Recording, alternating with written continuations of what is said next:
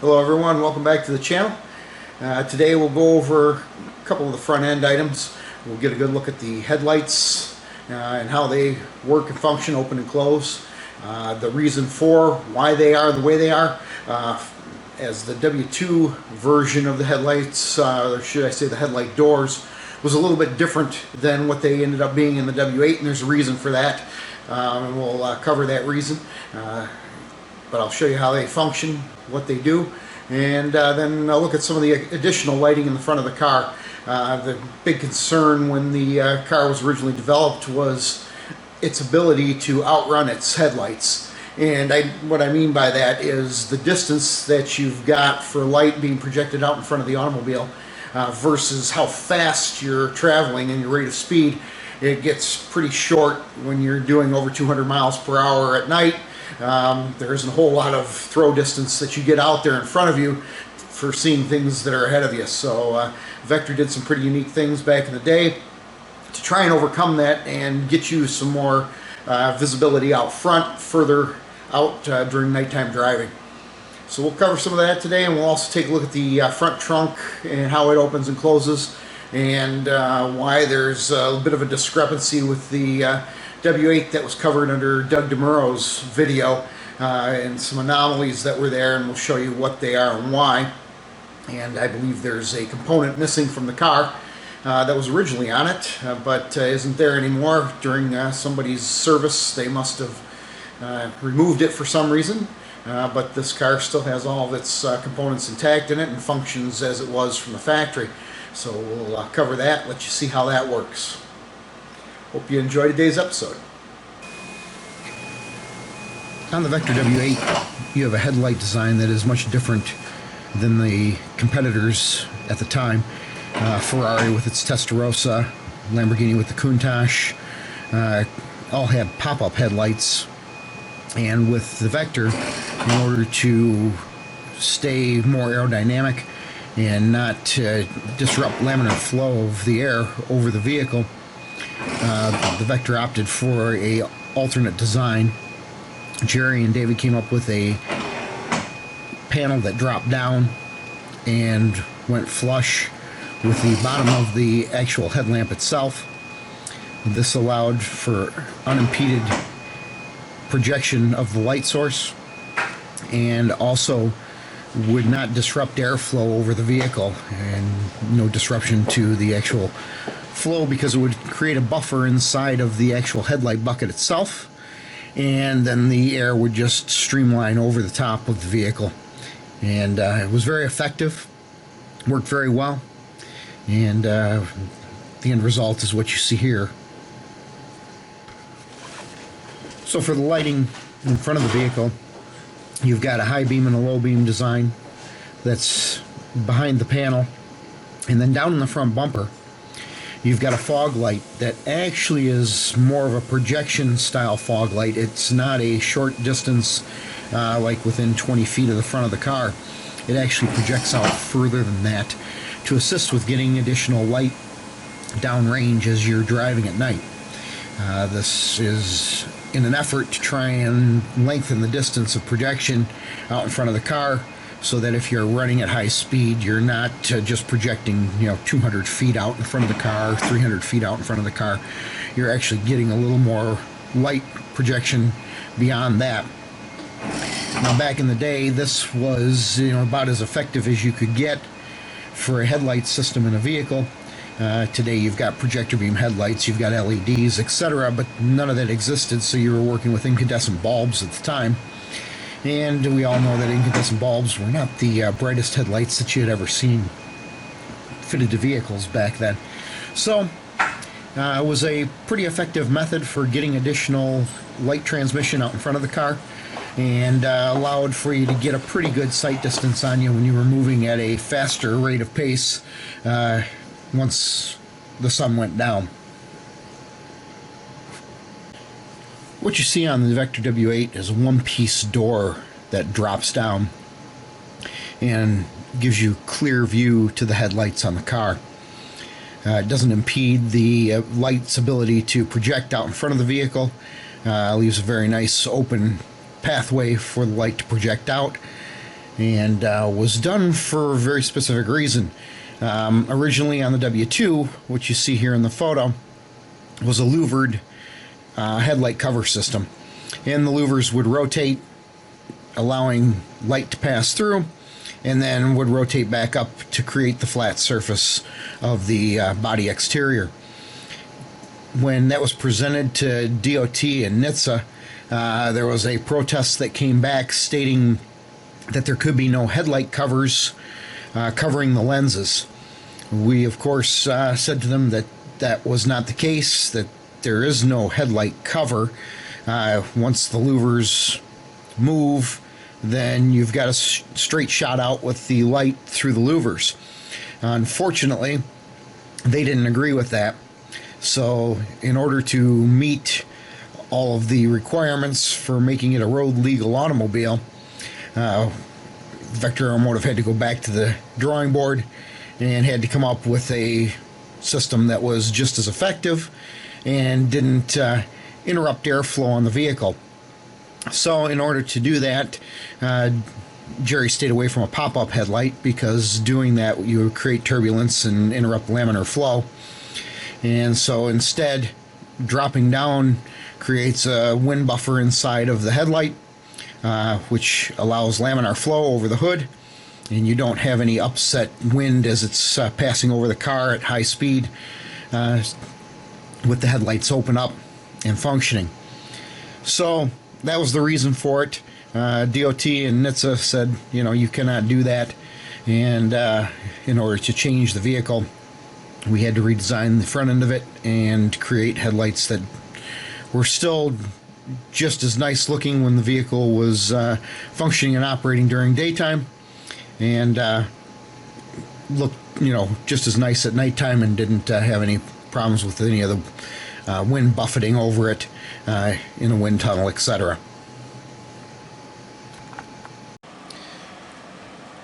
So this is the front trunk.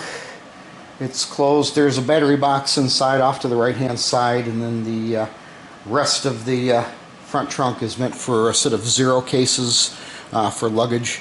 Those were an additional option if you had opted for it during the pre-order stage for your vehicle at Vector Automotive.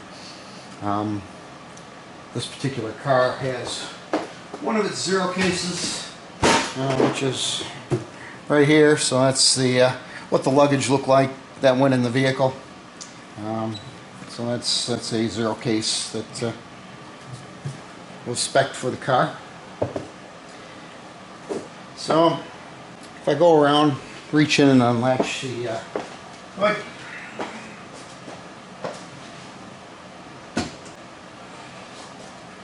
It's a single lever throne, and it once you unlatch it inside, all you do is pull up, and the front trunk opens as such. You'll notice that it's very stable. There's not any wobbliness to it. There's no back and forth. I'm only opening it with a couple of fingers here just to demonstrate from either side that it evenly goes up and down. It doesn't wobble like a video that is out there on car number 3. The reason I believe for that is, for some odd reason, the stability bar that goes across from side to side in the front of this on the hinge mechanism is most likely missing from that vehicle. When looking at the video of it, it appeared that that was not in its proper location where it belonged. So at some point somebody may have serviced that vehicle and removed it, and may have had the front lid off for some reason, trying to access the battery box or something else, and didn't put it back together properly. That car spent a lot of years out in the museum and was serviced by the museum staff. Then it was sold off to a gentleman in the Northeast, and he is, you know, probably not as familiar with the car as some of us are, and didn't understand that that was something that is missing. So just wanted to show you what one looks like that's on a car that's been, you know, owned, operated, and maintained by a Vector Automotive staff person for its entire life. It's not missing any of its parts. As a matter of fact, it's never been apart. It, you know, functions just as it should from the factory. And again, you know, if I just take a finger here and lift it up and down, it doesn't wobble side to side. It doesn't do anything awkward. If I grab it from the other side, it doesn't change the way that it opens and closes. It's just a mechanism that, the hinge mechanism there, that moves it out of the way so that you can gain access to the front trunk. And in that front trunk, there's, you know, the battery box, as I had said before. And then I've got a couple of things inside my front trunk, because when I go to car shows with this car, we usually rope it off. We try to keep people at a safe distance from the vehicle, as there are very few of them left in this world, as we have 18 cars that were truly built by Vector to be sold to the public, and then we've got a couple of other cars that were pre-production cars that have since been sold to the general public, as Jerry decided he was going to let those go. And so what you've got is a piece of luggage, a zero case that belonged in the car. That sits down in here and is part of the luggage set that goes in the front. So that's how that would go. And there's another smaller piece of luggage that goes down below, so that there's two pieces of luggage that can be transported in the vehicle at any time, and allow you to go on small weekend trips. And then, of course, you know, the front then closes back down and is latched back into place. And that is how that all fits together and works. So a good demonstration of the front end of the trunk and how it functions. So when you open the front trunk, here's what you'll see. You've got a pair of brake reservoirs. These were supplied by Lockheed Martin. They've got a cork float system in them to allow you to check brake level for brake fluid. You see the receiver dryer just off to the left of those for the air conditioning system. Up front here, you find a large cooling fan and the latch for the actual front trunk lid. Off to the left hand side here, down by the light, let me move that out of the way, you'll see the reservoir for the windshield washer fluid system. Down below that fan is a very large quad core aluminum radiator, specifically designed for this car. And then inside the trunk itself, you'll see a leather covered battery box off to the right. And we can open this up, show you guys exactly what's in there. So there's your battery, and then your positive, your negative terminal, and cabling coming through for that. And then of course the liquid line for the air conditioning system coming up through here. And then off to the left here, the front trunk is pretty deep.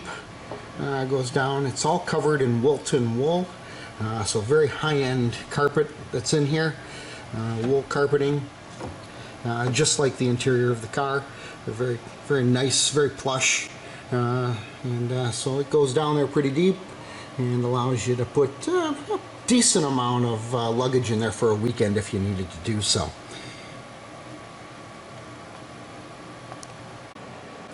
Of course, a shot of the hinge mechanism for the front trunk. It's all done out of billet aluminum. As always, I'd like to thank you all for tuning in. I appreciate everybody who's been following the channel here for the past 9 episodes. please hit the like, subscribe, and share buttons. It really helps us out. Again, for any of those of you who are unfamiliar with the subscribe button, it doesn't cost you anything to subscribe. All it does is gives you a notification each time we put out a new video, so that you're notified and it says, hey, we're out here doing this for you. Hopefully you're enjoying what you're seeing so far with the vehicle. I'm trying to cover all the details of the vehicle inside and out, and kind of give you guys an idea of the quality of the car and how it was actually built. Vector Automotive went through great lengths to create this vehicle. It wasn't a fly-by-night operation. It was many years in development, and the end result is a very unique automobile that was way ahead of its time. As always, thanks for tuning in, and we'll see you next time.